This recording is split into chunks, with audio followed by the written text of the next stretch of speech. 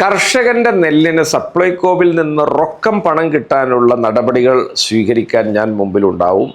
മാത്രമല്ല സബ്സിഡിയും കേരള സർക്കാർ ആനുകൂല്യങ്ങളും ഒക്കെ പ്രസരണ നഷ്ടമില്ലാതെ വളരെ കൃത്യമായിട്ട് കർഷകരിൽ എത്താൻ. ഈ പ്രസരണ നഷ്ടം എന്ന് പറഞ്ഞാൽ കേന്ദ്ര സർക്കാരിൻ്റെ പല സബ്സിഡികളും കേരള സർക്കാരിൻ്റെ ഇടപെടലുകളോടുകൂടി അതിൻ്റെയൊക്കെ വലിപ്പവും പ്രഭാവവും ഒക്കെ കുറയുന്നതായിട്ട് കർഷകർക്ക് പരാതിയുണ്ട്. അത് പരിഹരിച്ചുകൊണ്ട് നമുക്ക് അവരെ മുന്നോട്ട് കൊണ്ടുപോകേണ്ടതുണ്ട്.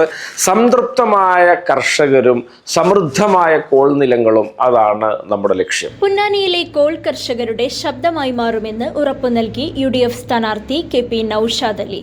കർഷകർ നേരിടുന്ന എല്ലാ പ്രശ്നങ്ങളിലും ശക്തമായി ഇടപെട്ട് പരിഹാരം കണ്ടെത്താനും സബ്സിഡികൾ സമയബന്ധിതമായി ലഭ്യമാക്കാനും പ്രതിജ്ഞാബദ്ധനാണെന്നും അദ്ദേഹം വ്യക്തമാക്കി. പൊന്നാനി നിയോജകമണ്ഡല പരിധിയിൽ മാത്രം 4000 ഏക്കർ കോൾ കൃഷിയുണ്ട്, പുഞ്ചപ്പാടങ്ങളുണ്ട്. ഈ പുഞ്ചപ്പാടത്തിൻ്റെ ഒരു പ്രത്യേകത എന്താണെന്ന് വെച്ചാൽ പരോക്ഷമായ വലിയൊരു വ്യവസ്ഥിതിയെ പുഞ്ചപ്പാടമാണ് നിയന്ത്രിക്കുന്നത്. അത് എത്ര പേർ ചിന്തിച്ചിട്ടുണ്ടാവും എന്നതൊരു ചോദ്യമാണ്.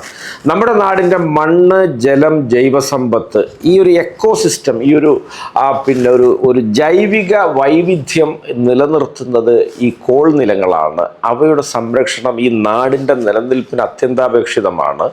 കോൾ നിലങ്ങളിൽ മതിയായ അളവിൽ ജലസേചന സൗകര്യം ഏർപ്പെടുത്തുകയും അതിൻ്റെ ഉൽപ്പാദനം വർദ്ധിപ്പിക്കുകയും ചെയ്യാനുള്ള നടപടികൾ ഒരു സാമാജികൻ എന്ന നിലയിൽ ഞാൻ ഇവിടുന്ന് തെരഞ്ഞെടുക്കപ്പെടുകയാണെങ്കിൽ ഞാൻ ചെയ്യും. പ്രചാരണത്തിനായി വിവിധ മേഖലകളിൽ പോകുമ്പോൾ കർഷകരുടെ പ്രശ്നങ്ങൾ നേരിട്ട് മനസ്സിലാക്കിയെന്നും ജനപ്രതിനിധിയായി തിരഞ്ഞെടുക്കപ്പെട്ടാൽ കോൾ കർഷകരുടെ പ്രശ്നങ്ങൾക്ക് മുന്തിയ പരിഗണന നൽകുമെന്നും അദ്ദേഹം വ്യക്തമാക്കി.